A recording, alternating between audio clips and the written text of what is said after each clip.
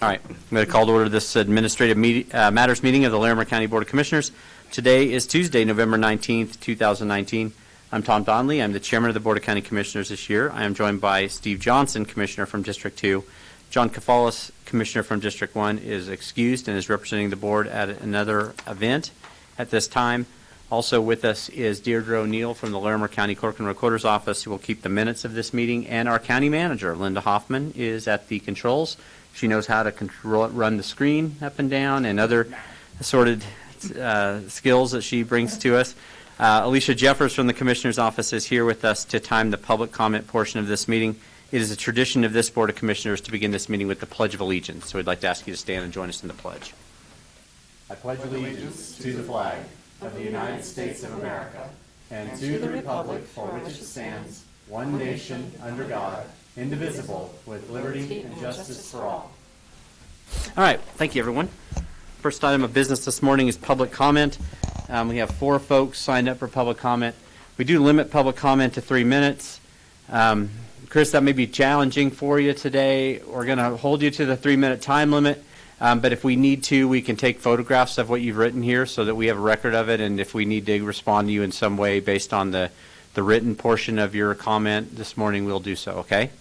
Okay, I'm going to ask, because of the traumatic brain injury that I have, because of my ex-husband, that you would allow me at least an extra minute. I don't think we'll do that, but we'd be willing to. I think that we have someone who'd be willing to talk to you and take the remainder of your comment immediately following this. I think Linda could do it, or Lorinda Volker, our assistant manager, could do that, or anyone else can do it. So I'll make this as quickly as I can. Very good. Welcome. Good morning. Good morning. Amendment 5 and 14 have been violated for me. Colorado's 14-14-105. It pertains to the child support situation that I'm in. Currently, on August 28th, I have been blacklisted. ADA refused to be helped with the form, was denied a hearing, and Social Security said there is no hearing when they issue this type of thing, so therefore my rights were violated at that time. Then in September, I again went to the child support and said, hey, I need help, and they said I had to sign away my right to my wage assignment. According to 14.11.5, which is a garnishment portion of this, I don't have to do that.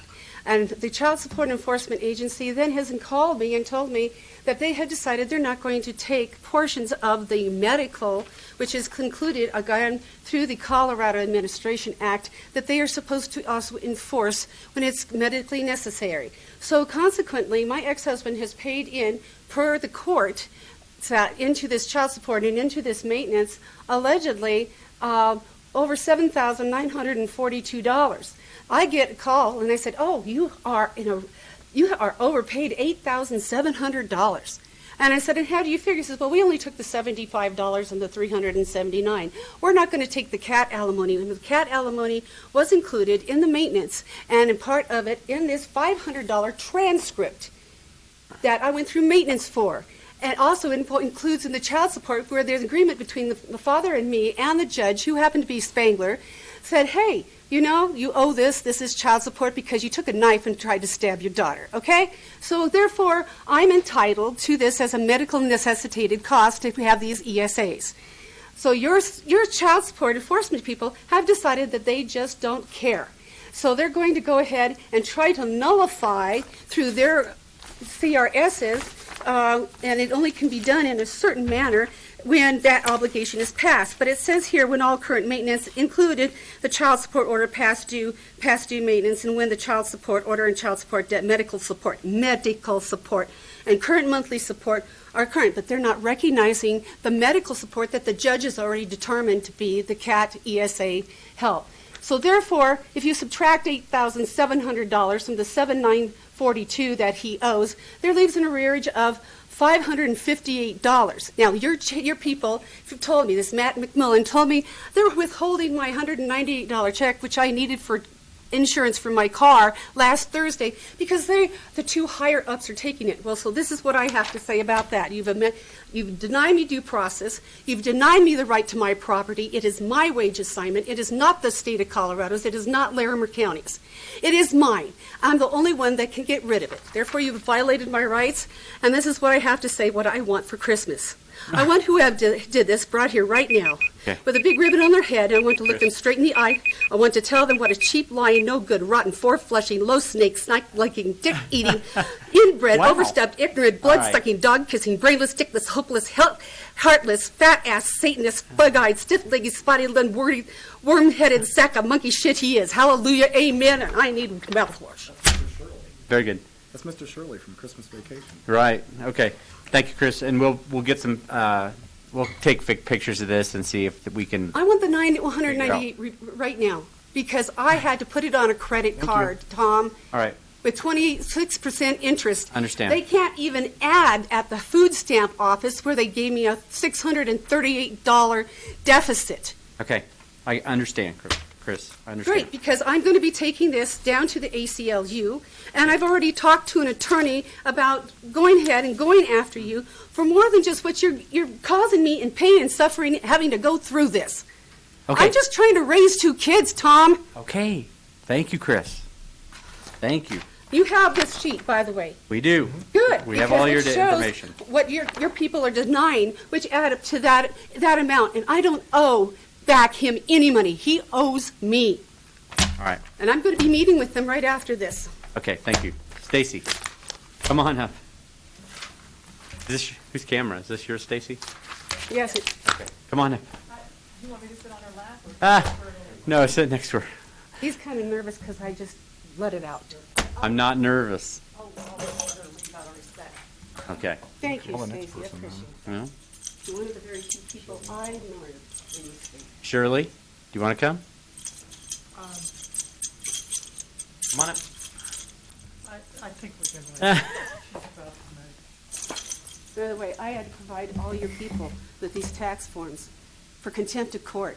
Okay. His income has doubled to $40,000, and I'm still getting $129 a month, and your child support has not helped me one bit. Okay. Thank you.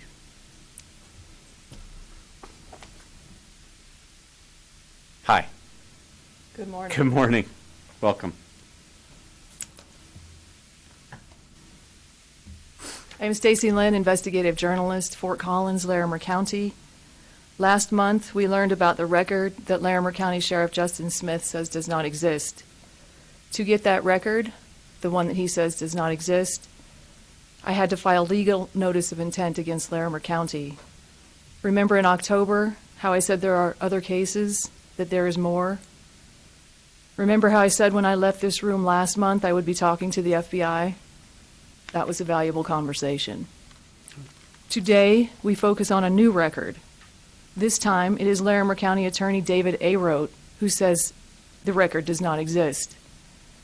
Yesterday, I talked to the FBI about this new record that County Attorney David A. Rote says does not exist. I don't know exactly what you all are trying to accomplish by hiding records, but things are starting to make more sense as we get records that everyone says does not exist. As required by Colorado law, you are being served notice of intent to file for an order to show cause.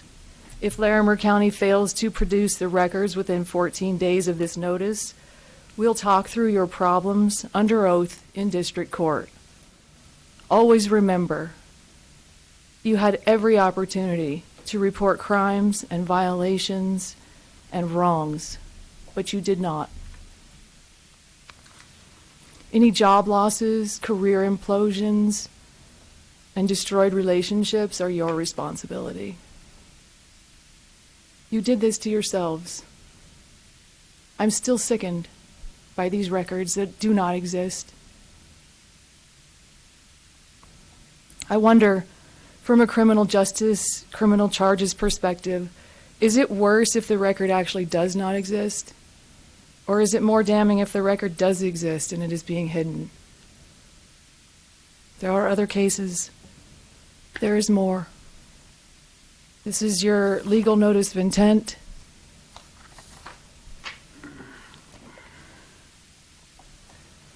For the county manager, the 3 commissioners, and the county attorney will be served separately.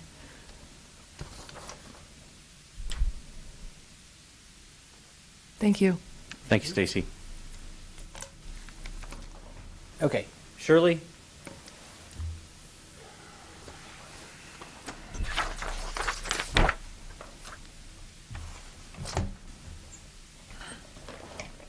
How are you? I'm fine. My name is Shirley White. I live at Richmond Drive in Fort Collins, southwest Fort Collins. Perhaps the only good thing about living in these difficult times is that it forces us to learn more, engage more, dig deeper in trying to understand the consequences of our actions and hold ourselves accountable. With that recognition, I offer my great respect to you as you choose what's best for our Larimer County citizens, present and future. I recall John Cavalis saying that it was like drinking from a fire hose to prepare for this job. We face a lot of dilemmas, not the least of what many, including our Fort Collins City Council, consider to be a climate crisis. At such times force us to learn more. I've read more than I never imagined I might to understand what is facing us, and I've begun to internalize some terms and concepts that are outside of my own field and comfort zone. Among those is the concept of singularity. It took me a while, for it's not a term that's used daily of practice in my field of clinical nursing, from which I'm gratefully retired. But I think I've gained at least a rudimentary understanding of what it means and its importance to our actions. Singularity is a term widely understood in mathematics and theoretical physics, but not much used colloquially until it was popularized in '99 by Venter Vinge and more so in 2005 by Ray Kurzweil in his book Singularity is Near When Humans Transcend Biology. I've come to understand it as a occurrence that changes everything, after which previously applicable formulas no longer work. It may be an innovation that buys us greater productivity and efficiency, such as those innovations that have allowed us to escape the Malthusian predictions which would have had us run out of food a long time ago. But the problem is that those magnificent innovative changes have to occur at an increasingly super exponential scale for us to keep up with the multiple impacts that we visit on our planet.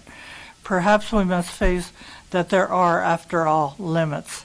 I am realizing more with each day that we are reaching those limits and that what the Earth can endure and remain habitable. The habitable planet that we all love and enjoy even as we exploit it. We are reaching those limits in how much CO2 equivalencies we can expel into our atmosphere, our rivers and oceans, and indeed how much more risk we can take with our precious resource of clean water, especially our aquifers, groundwater, rivers, and streams. But even if we deny the peril of climate change, we can look to a singularity that will occur economically, and I'll send the rest of you by email. Very good. Hey, don't let your heart be troubled. You live in the most beautiful place in the world. Think positively. That's my advice to you today. Thank you for coming down. Eric, come on down. Not in denial. Speaking of positivity, here he comes. How are you, man? Yeah, certainly. Let's talk about positivity. One of the most positive things about life in the United States, about our form of government, is that we are a country of laws, not men. Mm-hmm. And laws are black letters composing words on a white page. And it is the plain and simple meaning of those words that effectuates the meaning of a law. And when we have a situation as we do now, where the General Assembly, through an enormously complicated process, delivers unto us law, black letters on a white page, and we have as many interpretations of that law as we have urban renewal authorities in the state of Colorado, that this most positive, this most beautiful thing about our country betrays us. And that is happening right here with the Board of County Commissioners. There is absolutely no ambiguity in the meaning of the law regarding the requirement that every single urban renewal authority in the state, with the exception of the city and county, be reformed to include 13 members of an urban renewal authority, no more than one of which is an official of the municipality, all of whom are appointed by the mayor and approved by the governing body. Now, that didn't happen out in Timoth. It should have happened back in 2015, no later than January 1st of 2016, to give them a little slack. And so for you to say, oh, well, the Board of County Commissioners actually did something about the fact that it's losing 5% of all its property tax revenues to TIF, is completely specious. To the extent that the law was changed, that's wonderful, but to the extent that the law is being followed, it's not. It's not. So you can't say you're doing anything when you fail to insist that the plain and simple meaning of the law be observed. There's nothing in there about a trigger mechanism. There's nothing in there about an exception for those urban renewal authorities that had previously elected to have the governing body of the municipality be the URA board. There's nothing in there at all. You cannot interpret the language, the plain and simple meaning of that language, to come up with these spurious interpretations of the law. And it's just absolutely bizarre. It shows just how disconnected, how dysfunctional the thinking in Larimer County is. You come up with a tax increase that has nothing more than, in fact, an admission that growth is not paying for itself, right? So we need to raise taxes to pay for growth. And yet you're losing 5% of your budget every single year to programs that do nothing to solve problems of urban blight. They're just simply there to promote and expedite, grease the skids for growth. Very good. Get it straight, guys. Thank you, Eric. Is there anyone else who'd like to make public comment this morning? Seeing none. Lucky lady. You lucky lady. We're going to close public comment. We're going to move on to approval of the minutes for the week of November 11, 2019. Commissioner Johnson. Thank you, Mr. Chairman. I move approval of the minutes for the week of November 11th, 2019. Very good. We have a motion. All those in favor signify with an aye. Aye. That motion is passed 2-0. Brenda Jimison is here to review the draft schedule for the week of November 25th, 2019, Thanksgiving time. I know, already. Going to be thankful? Yes, of All course. right, good. So good morning. I was gloom and doom earlier. I'm looking forward to somebody being thankful. All right, on Monday, November 25th at 7:30 a.m., Commissioner Cafalas will attend the Larimer County, City of Fort Collins, and Poudre R1 School District Liaison Community Meeting, or Committee Meeting. That's at the Fort Collins City Hall here in Fort Collins. At 11 a.m., you have a work session regarding the 2019 to 2023 strategic plan. Can't even talk this morning, for Goal 2. At 1:30 p.m., you have a work session with Lori Cadridge, the Interim Director of Community Planning, Infrastructure, and Resources. At 3 p.m., you have the land use items with the Development Review Team in the hearing room on the first floor. On Tuesday, November 26th at 9 a.m., you have Administrative Matters. That's this meeting here in this room. At 1:30 p.m., you have Administrative Direction to County Management in the Sprague Lake Conference Room on the second floor. On Wednesday, November 27th, I do have an open schedule. And then Thursday and Friday, November 28th and 29th, the county offices are closed due to the Thanksgiving holiday. Are we always closed on the Friday after Thanksgiving? Is that standard? I couldn't remember. Okay, great. Any questions for Brenda? No? Thanks. Great. You will be back, right? Yes, You'll be back? Okay. I'll be back on the 20th. Oh, okay. All right. Consent agenda. Today, 2 agreements, 1 updated policy on conditions of employment, 4 resolutions for land use, 4 miscellaneous items, 2 liquor license issuances, including the golf club at Fox Acres and Red Feather, and the Fort Namaqua Liquors changing of their name to Hang Loose Liquors. So I want to make sure you can still find it, Commissioner. Would you like to remove anything from the consent agenda? No, I would not. Very good. Look for a motion. Thank you, Mr. Chairman. I move approval of the consent agenda for November 19th, 2019. Very good. We have a motion. All those in favor signify with an aye. Aye. That motion is passed 2-0. Guest this morning. Do you have a guest? I do not. I do have a guest. I It's think none. she's both our guests. Oh, okay. Well, we both have a guest. It's none other than our county treasurer, Irene Josie, who's here to give us an update, I believe, on tax lien sale. Is that what? Yeah. How's it going? How's it going? Went very well, very smoothly. We received a lot of comments back from our investors. Just make sure. Well, we know that one's on. If the red light's on, does that mean it's on? Yeah. Very good. Sometimes, unfortunately, yeah. It was held out at the ranch at the McKee Building. We had 849 properties for tax lien sale, 40 mobile homes. And we were hosting 249 investors. Oh. The total amount that went to tax lien sale was slightly over $2 million.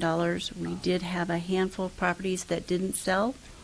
Liens on, most of them were mobile homes, but one was a special assessment put on a demolished house up in Thompson. Yeah, and the big Thompson, Mhm. Thompson Canyon. Yeah.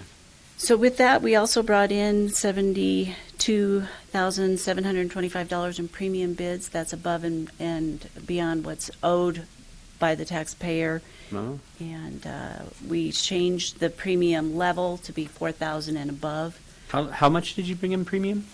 almost $73,000. Oh wow! And what happens to that? That go goes to- back into the county revenue stream. It doesn't. We don't share that revenue with the other various taxing entities. It goes to the county. Okay. Correct.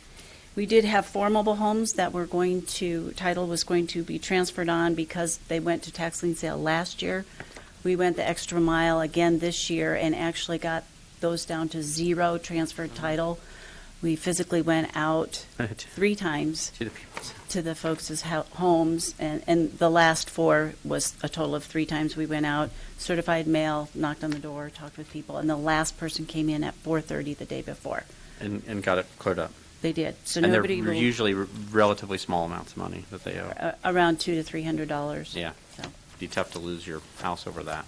But it was another successful tax lien sale. We are one of 3 large counties that conduct that live. Most of them are online, and our investors prefer that we don't go online. So we've been continuing to host it live at the ranch. They've been very accommodating down there for us. And I just wanted to give you an update on that. It happened last Thursday. Great. Well, we appreciate the good work, and I'm sure all of the taxing entities that are property tax dependent really appreciate the work of the county treasurer to bring in that money that's owed to those entities, and we can make sure they're whole. Thank you. So good work. Any questions for the treasurer? No. Thanks for the update. Thank you. It's really cool to actually see how it works. And have you ever been there, Linda? No. You should go out sometime and check it out.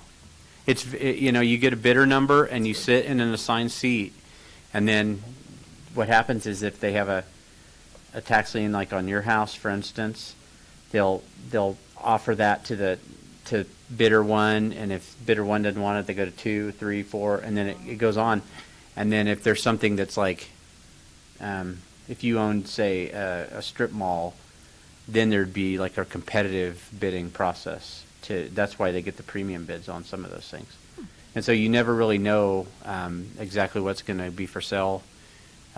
Sometimes it's probably like the thing that didn't sell in the Big Thompson River, Canyon. It may not be buildable lot, for instance, or it's kind of interesting. So you should check it out, see how it happens.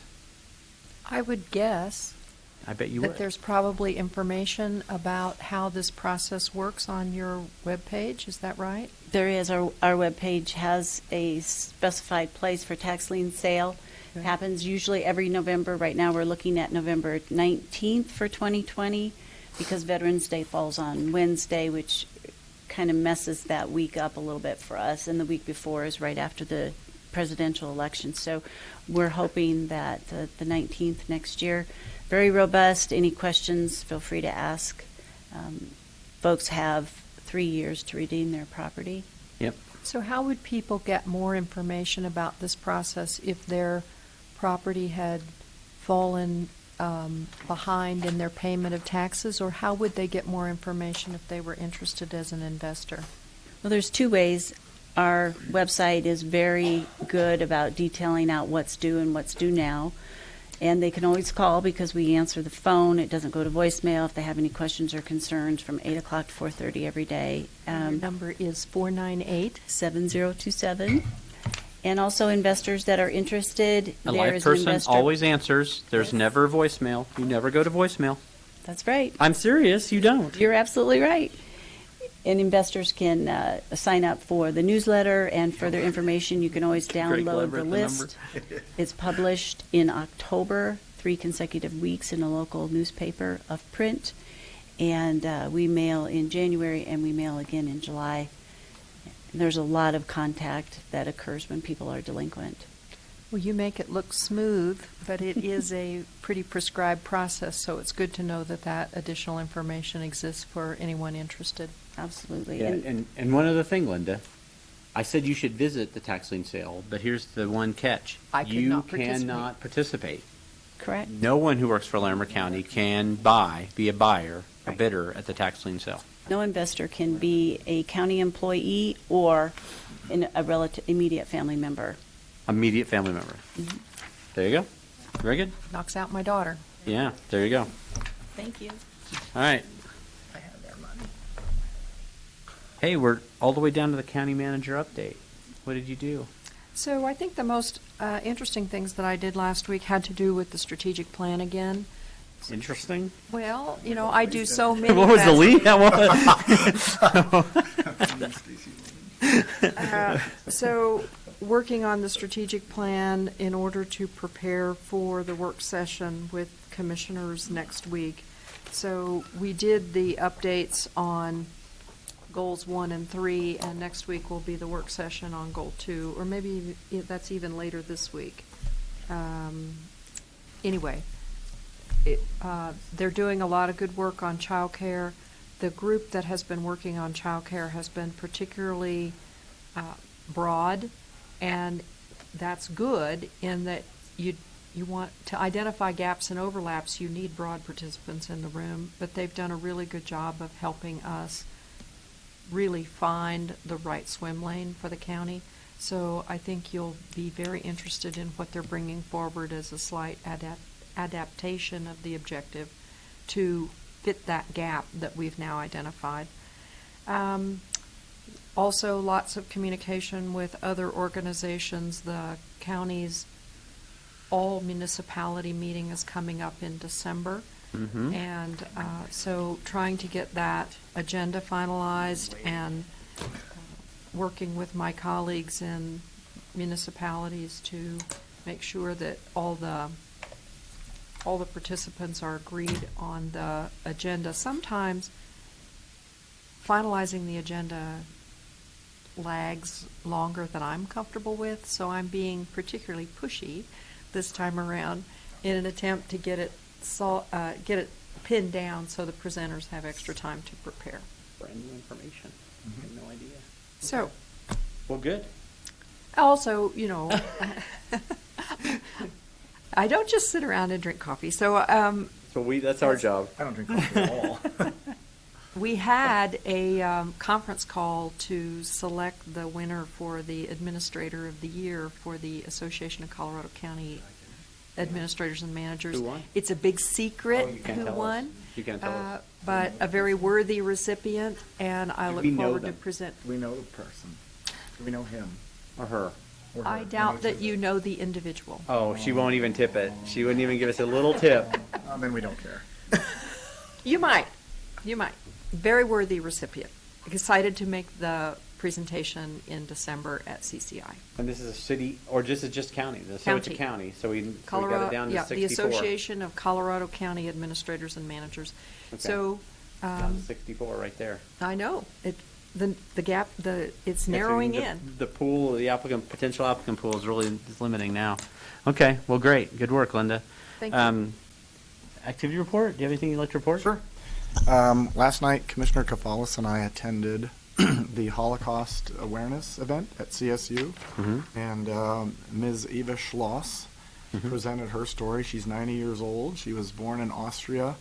Her family escaped Austria and went to the Netherlands in the late 1930s during the Nazi takeover of Austria. and I think in the Netherlands she met Anne Frank. She's like Anne Frank's. She's Anne Frank's. You gave it away. Oh, sorry, I didn't. Spoiler alert. Sorry. I was going to get to that. So she was in hiding in the Netherlands for, I think, 2 years, 7 different hiding places in the Netherlands. In her last hiding place, she was betrayed by a Dutch nurse who revealed her location. The nurse was posing as a member of the Dutch resistance and was actually a double agent working for the Nazis. The nurse's boyfriend was a high-ranking official in the Dutch resistance, and she exposed him, and he was shot by the Nazis. She betrayed her own boyfriend. Nice lady. So Ava was in, and Anne Frank, they were in different concentration camps and separated, of course. Ava survived, was liberated by the Russians, and eventually went back to the Netherlands, I believe.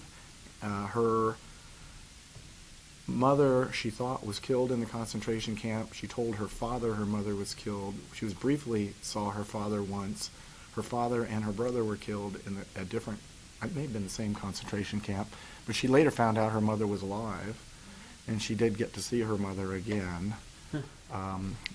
When she went back to the Netherlands, she remarried Anne Frank's father, and I think he found Anne Frank's diary in one of the Dutch hiding places, and that's how the world came to find. And the publishers told him to publish Anne Frank's diary, of course, and it's probably the most famous literary work from that period of time. But she was just an incredible lady. She spoke for like an hour and a half, and the room was completely silent. Everybody was hinged on every word she said. Those are always an amazing event at CSU, but they're doing a whole week of remembrance events there at CSU. She lives in London. Rabbi Gorlick.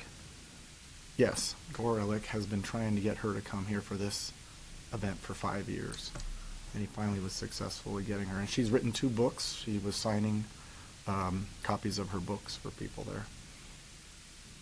And the thing is that she's 90 years old. Mm-hmm. I mean, and she was a kid during that time. So those folks are getting, with that direct experience, are getting more and more uncommon to find a person like that still living. The other thing I was going to cover is we don't respond to Eric Sutherland because he's never right, and I doubt there's probably anybody listening that still believes anything he says anymore. But in case there might be one person out there listening, I was looking at the House bill when he spoke. The last person. There's absolutely nothing in there about only one person of a city official. As a matter of fact, the bill explicitly states when the governing body of the municipality is the Urban Renewal Authority. It explicitly provides for that to happen, and a county representative, a school district representative, and a special district representative, and if that creates an even number, a citizen member to be appointed, and that's precisely what Fort Collins has done. I'm the county member on the Urban Renewal Authority. The city of Fort Collins is complying with the spirit, intent, and absolute black and white letter of the law. The act also clearly stated that it becomes effective, the recomposition of the board becomes effective when there are significant modifications of an urban renewal authority, which is a refinancing, a change in the financing mechanism, a change in the boundaries, the addition of additional urban renewal areas to the city's urban renewal authority plan. And when those occurred, City of Fort Collins reconstituted the Urban Renewal Authority Board in full compliance of the act. Just wanted to share that. Sure. And That's the other thing that might be helpful to mention is that, the old saying, politics is the art of the possible. We worked, you, Commissioner, and the whole board, really, and county management, worked very hard to get changes made to the URA provisions of state law. It was a multiple-year process that we engaged in to do that, and it has made a real difference. The fact that you sit on the URA board is a significant, tangible example of that. we negotiated the tax increment financing for this Fort Collins Midtown URA, which we never would have had the ability to do, and the county's never had the opportunity to do prior to this. And I think it's working very well. I think even the city of Fort Collins would say that it's working very well. All the partners are more involved and aware of the projects and have input into the projects, and we were very supportive of the last project, the Drake and College project. Got some affordable housing, 10% affordable housing units there. So I think it's all the new members on the board. I think the city would tell you as well that it's been a very constructive addition to the process. Well, and I think, didn't the school districts actually go into arbitration, aren't they, or did they avert that? They did. They had a question they had a concern. They wanted written into their intergovernmental agreement that should the legislature not backfill the property tax increment, that the Urban Renewal Authority would not take their increment, basically. But that created a problem for the Urban Renewal Authority because the bonds were depending upon that increment, so it made the bonds unissuable. But nonetheless, they wanted, I think, the assurance or to be able to demonstrate, should that question ever come up, which I don't think it ever would. Ken Summers and I are both on the Urban Renewal Authority. Past legislators don't believe that would ever happen. The legislature actually provided for this mechanism to happen, so why it would penalize a school district taking advantage of their very own mechanism never made sense to us. But they wanted to cover all their bases and just be able to say that I think that they explored that option, that and so it was a friendly mediation. It's actually arbitration, but it was not a controversial adversarial process. They wanted clarification on that specific point. I don't think it will come up probably in the future, but the arbitration has been completed and it agreed upon the proposed increment sharing that originally was presented to all of the entities, and I think they're negotiating the IGA with the school district at this time. Great. So that was a good process. Very good. I didn't really have a report other than I wanted to invite the public that may be listening to join Commissioner Kafalis and myself on Thursday at 6 p.m. in our Larimer County Loveland campus, 200 Peridot Avenue. We're going to do an open house down there on Thursday evening, 6 p.m. until 8, and we're going to talk about whatever on people's minds, plus a lot of other interesting stuff. So if you have nothing to do Thursday evening and you want to hang out with the county commissioners or 2/3 of the county commission, join us down there. So Yes.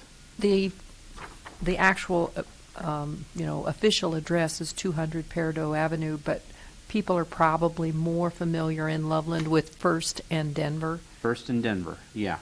That's right, they are It's probably. that very attractive building It is, it's beautiful. at the corner of First and Beautiful. Denver. What a nice facility. Hey, speaking... Our guest has arrived. Oh, we now all have rise. another guest. All rise. The I'm board too is old going to to get up. invite our county clerk, Those Angela are able. Myers, to come in, and I think she has a little update for the board and for folks who might be listening in. How's it going? Going well. Never a dull moment. Good morning, Commissioners. No, never a dull moment in my shop ever, but especially now because it is election season. And I just thought I would come up and just give you a very brief update on where we're at election-wise. Things went very smoothly in the 2019 coordinated election. However, we do find ourselves in a very likely, I will say at this point, because nothing's official until after canvass, recount situation in the Loveland Ward 2 race. The difference in the two candidates is 2 votes, so that will undoubtedly push us into a mandatory recount territory. We will have canvass later this week, and canvass is the point at which we review the election in its entirety with both parties and get sign-off. That's the point at which it's officially done, and at the point at which I can mandate a recount. But there is little chance that won't happen. So I just thought I would give you a heads up. That recount will likely happen the first week in December. We also Weld County has a recount in 5A. That's their school district. They had a question on the ballot that is within just a few votes, and it's in recount territory. Larimer County has very few citizens in that as well, but Probably around, we will- are they around Windsor? or we will Kenneth conduct them, area? yeah, and we will conduct those at the same time, those two recounts at the same time, so. Amazing. Tight elections. Loveland had another city council title election, didn't it, in past years, in recent memory? I'm sorry, what? Didn't Loveland have another? very We tight had city we had a council? recount a couple years ago in the Poudre School District. Okay. It was a question, not a race. Remember, I think Mayor Yursa was won election a couple years ago by 6 votes. Yeah, there was. Was that? Westis okay. Park. Yeah, and I think, I remember because they had some overseas ballots, like military members and things like that, and they held back purposely like 10 or 15 regular ballots, because they knew they'd have such a small Sure, number to, And confidentiality. yeah, they maintain the confidentiality of those people. sure. And so, yeah, that was a really tight race, too. Happens, man. Every vote counts, Linda. It does. This is a wonderful, there's a silver lining in every cloud, right? And this is one of those opportunities for citizens, no matter where they are in Larimer County, to realize that every single vote counts.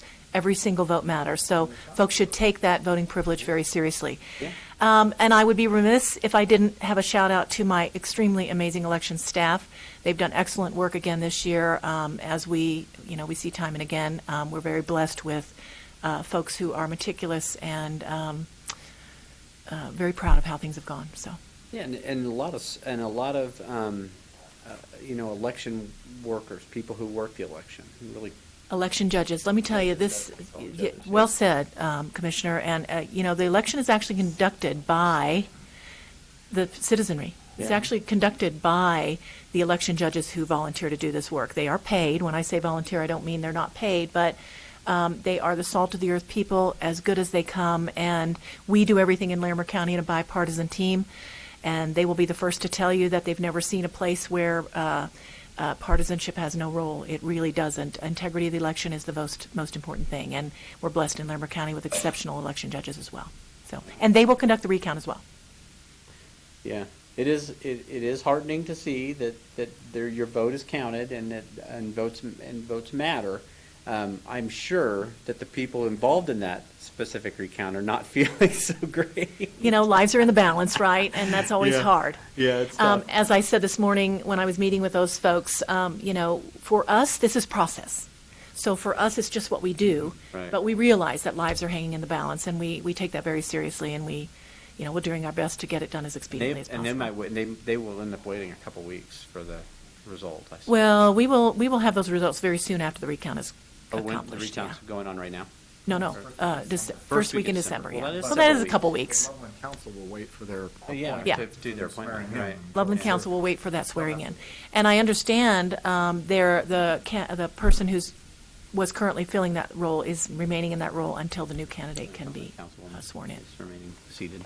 Yeah. Okay, well, great. Thank you. Just wanted to give you an update. Good work. Thank you so much. Man, county government does a lot of stuff. It's amazing, huh? Even some good stuff. You never know it if you only listen to the public comment portion, but we do some good stuff too. Linda, is there any further business to come before the Board of County Commissioners this morning? Not today, Commissioner. Very good, and the board will stand adjourned. Thanks, everyone, for coming.